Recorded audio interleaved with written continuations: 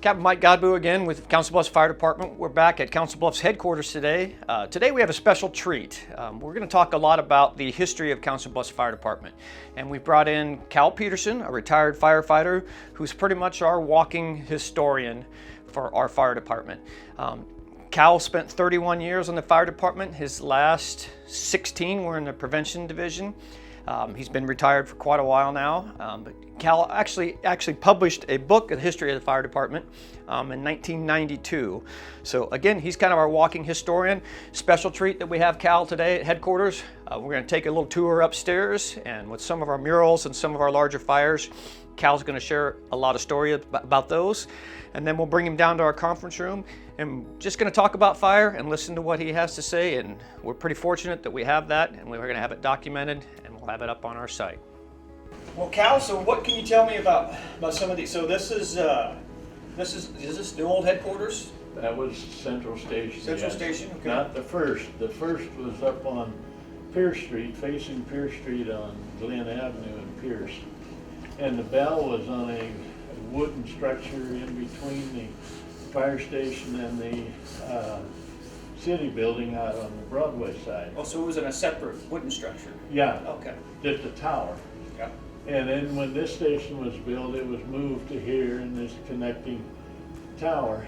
And then later, when they built the Brooks Central, it was moved to there. But an interesting story about that structure was that when they was going to build the wooden structure, they moved this wooden structure out into the intersection because that was a big intersection. Yeah.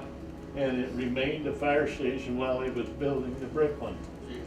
In '59, they decided to take the bell off because there was some structural damage going on up in the cupola. Up in the cupola? Yeah, and took it to Six's and put it on this pedestal out in front of Station 6 on Oak and Broadway. Yeah, that sat there for a long time. I think when I first started, it was still sitting there, and then when they did that renovation is when they took it back. So it's nice that we have it out here at headquarters in that new bell tower. That's a really nice. It went into storage after that, after they took it down for that remodeling of the creek, the covering of the creek, and stayed there until these last few years, and they decided to build a tower and bring it back to Central. Yep, it's nice that it's here. It was kind of sad. It was always sitting down at the old fleet maintenance, old PSG. And this is Salvo, who was in charge of. He had a side job of a construction company and offered to raise it for him and put it in the tower. Yeah, that was a good deal. So getting ready to go up. Yep, Jim's retired. His wife Kelly's still on the department now. Norm Kyer and I standing here looking at it as it was ready to go up. Norm and I was kind of in charge of fundraising from the retired firemen at the time. You and Norm have done a really good job, so it's just, I'm glad that you guys are still around, and I'm glad we get the chance to talk with you today. And this whole wall covers the horse-drawn time of the fire department. That started out with the volunteer fire department.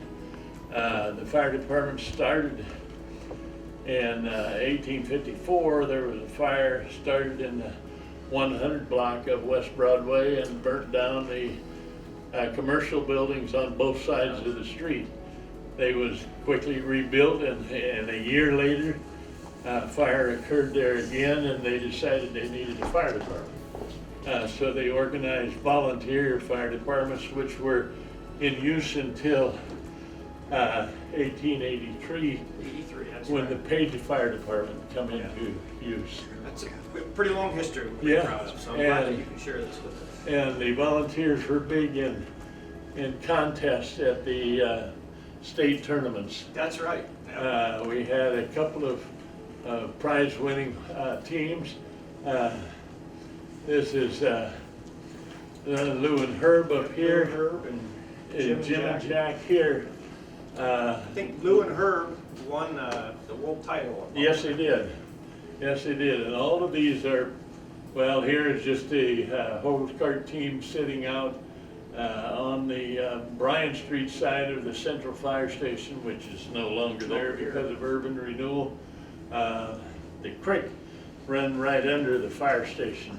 Okay. Yeah, you can take a cover off of a floor drain and drop a rock and here drop in the creek.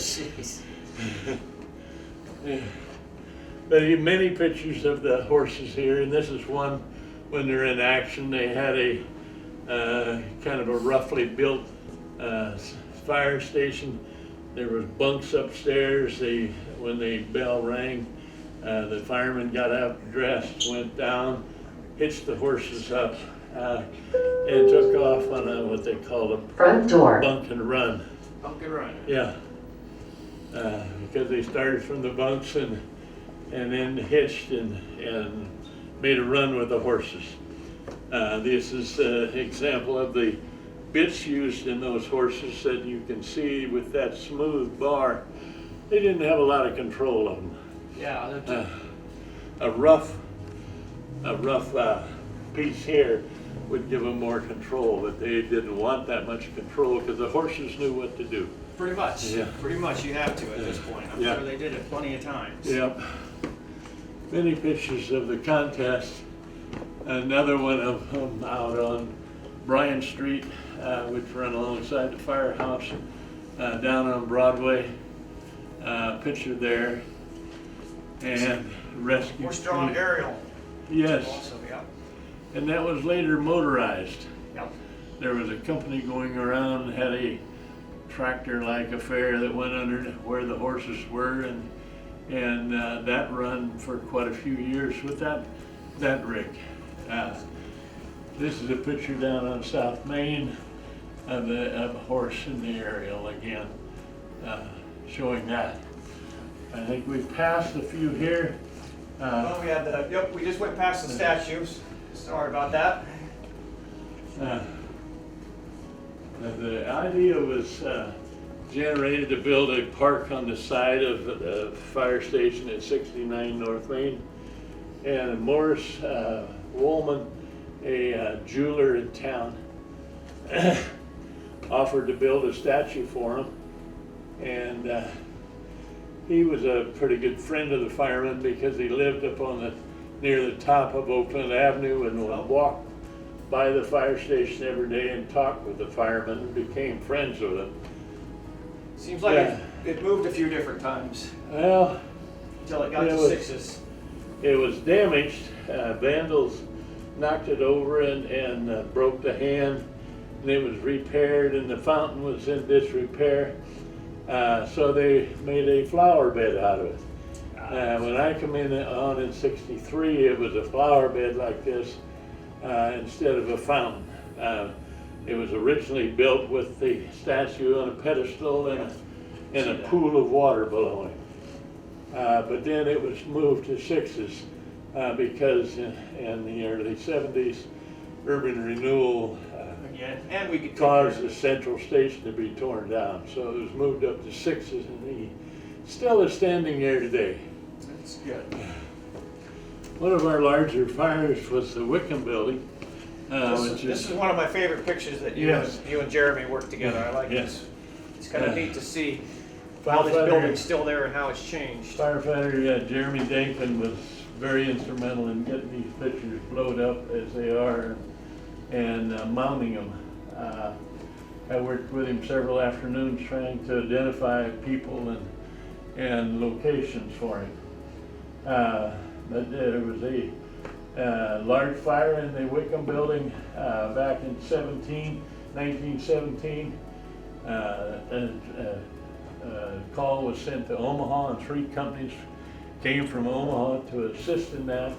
But a lot of damage, but it was put back in shape and stayed in use for quite a while until it became vacant and was eventually torn down. And it's a green space on Scott and Broadway at this time. That's right. It's pretty amazing how it withstood that fire, and then they don't build them like they used to. No, that's for sure. We'll let y'all swing over to this side. And Okay. you told me about, you were mentioning a little bit about this fire. We made, because of the number of deaths on this fire, we made an NFPA Handbook, yes, at the time because of the large death loss in this picture or in this fire. This was originally started out as a home. The original picture right here. This, you get pictures during the fire and afterwards. Like I said, 15 deaths occurred.